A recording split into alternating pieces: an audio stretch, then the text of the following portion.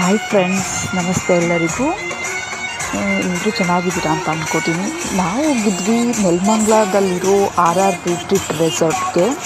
ತುಂಬ ಎಂಜಾಯ್ ಮಾಡಿದ್ವಿ. Especially fire camp ಅಂತೂ ತುಂಬ ಚೆನ್ನಾಗಿತ್ತು.